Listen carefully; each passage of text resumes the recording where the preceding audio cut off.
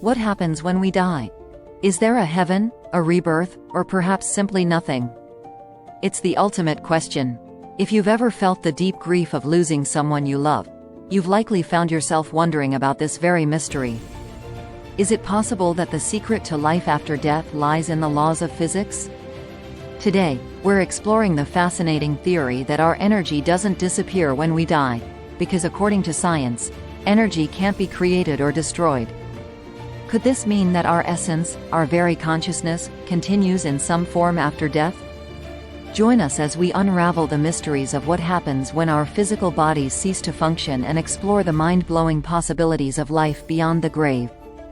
Please make sure to watch until the end, as there is a thought-provoking analogy which might make you rethink your beliefs about the possibility of life after death. To understand how our consciousness might continue after death, we first need to grasp a fundamental concept in physics: the law of conservation of energy.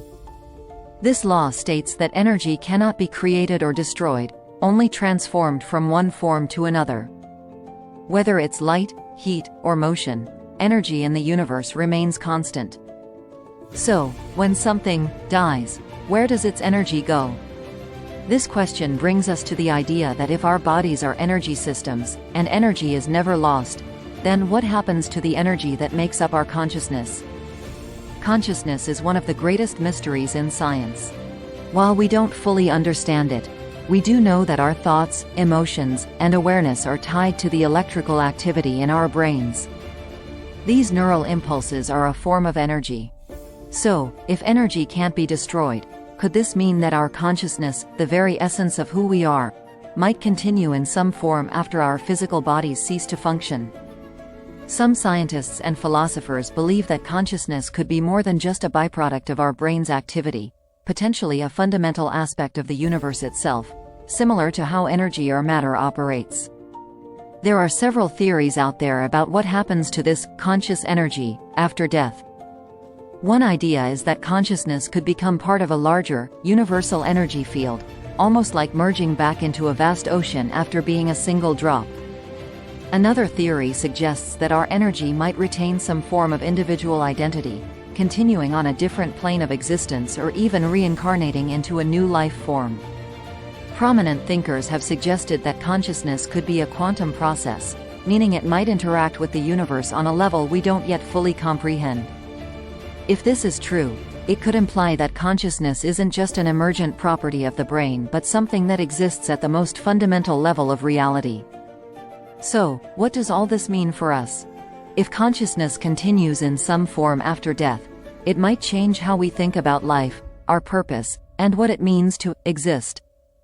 It could offer comfort to those who fear death or have lost loved ones, knowing that the energy that once made them who they are still exists in some form.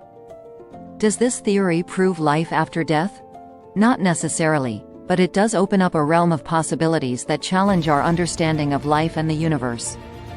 Whether you believe in life after death or not, the idea that our energy continues to exist is both scientifically sound and spiritually fascinating. There are of course many different religious and cultural beliefs about the afterlife. For those who doubt the idea of an afterlife, consider this: just because something isn't invisible to the eye, it doesn't mean it's not real. The following analogy might just make you reconsider what's possible beyond what we can see. A tale of two babies. In a mother's womb there are two babies. One asked the other, "Do you believe in life after delivery?" The other replies, "Why, of course.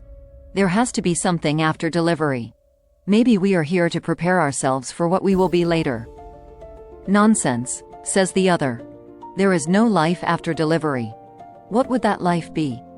"I don't know, but there will be more light than here. Maybe we will walk with our legs and eat from our mouths." The other says, "This is absurd. Walking is impossible. And eat with our mouths? Ridiculous. The umbilical cord supplies nutrition. Life after delivery is to be excluded. The umbilical cord is too short. I think there is something, and maybe it's different than it is here." The other replies, "No one has ever come back from there. Delivery is the end of life. And in the after delivery it is nothing but darkness and anxiety, and it takes us nowhere." "Well, I don't know," says the other, but certainly we will see Mother and she will take care of us. Mother? You believe in Mother? Where is she now? She is all around us. It is in her that we live. Without her there would not be this world. I don't see her, so it's only logical that she doesn't exist. To which the other replied, sometimes when you're silent you can hear her, you can sense her. I believe there is a reality after delivery and we're here to prepare ourselves for that reality. Thank you for watching. If you found this exploration of the afterlife intriguing, be sure to give this video a thumbs up and subscribe. Thank you for watching.